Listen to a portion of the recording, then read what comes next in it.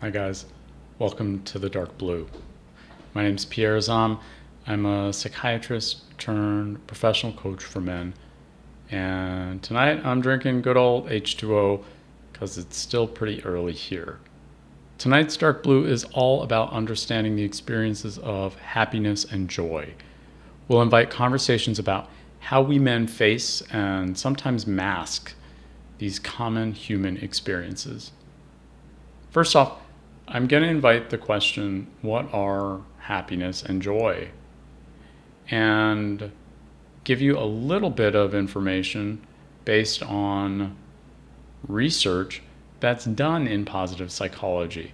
Because the two, happiness and joy, they're often used interchangeably in everyday speech. So we want to know, how are they different from each other? And does it really matter? Are we just splitting hairs? Even though research on this topic is pretty limited, it supports a subtle but important difference between happiness and joy. Happiness is often used to describe a primary, reflexive, transient emotion. It is reward-based, and it's often an experience of elation or contentment. Happiness is often brought about by external triggers.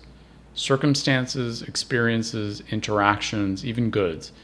Think of tasty food, a good book, a fun trip, great sex. In the midst of these circumstances, we may experience happiness, and we often do. Happiness is not a complex or thought-based construct. It's a feeling that is actualized, that is realized heavily in the body. It happens in our faces, in a smile, in our eyes, in our shoulders, in lightness, in our chest, in openness or fullness. Happiness drives us through motivational pathways, neural pathways that involve dopamine, serotonin, endorphins, and oxytocin.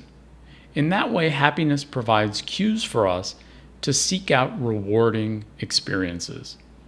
Sometimes those behaviors can be detrimental, in the form of substance use, sex, relationships, purchases that are excessive or risky or that counter our values in some way. The happiness that we feel transiently might then be replaced by secondary thoughts or judgments like guilt, remorse, or even shame. On the other hand, we have joy. Joy describes a longer-standing inner sense of satisfaction.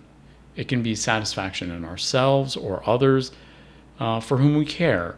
Joy is a byproduct of an inner, maybe a larger experience of peace, connection, or stillness.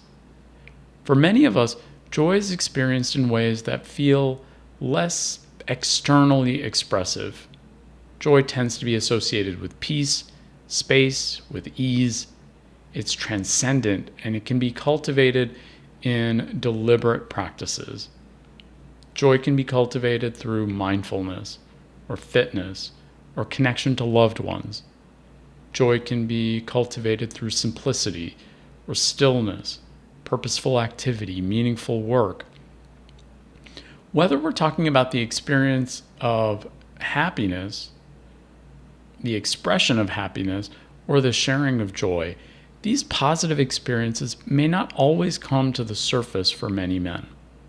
Studies suggest that even from a young age, we're less inclined to express positive emotions openly. We're taught instead to be tough, to keep our heads down, even to embrace struggle. And so as you start tonight's Dark Blue discussion, we want to encourage open dialogue around the positive experiences of happiness and joy. We invite you to consider how we men can guide the conversation around happiness and joy in ways that allow us to experience them more fully and even to share them more openly. You've learned a bit about how happiness and joy might be differentiated from each other, at least in the limited research that's been done on this topic. Remember, by the book, or at least by the book anyway, happiness is more transient.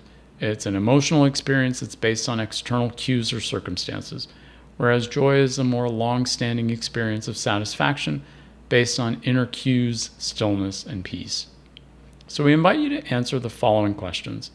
How do you experience happiness yourself? How and where do you notice it emerge? What about joy? How does the definition provided for joy fit to your own experience? And are there situations in which you curb your expressions of positivity, whether happiness or joy? And what might cause you to minimize these experiences? What might increase your own sense of joy?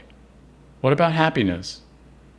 What's your relationship to expressing and experiencing these positive emotions?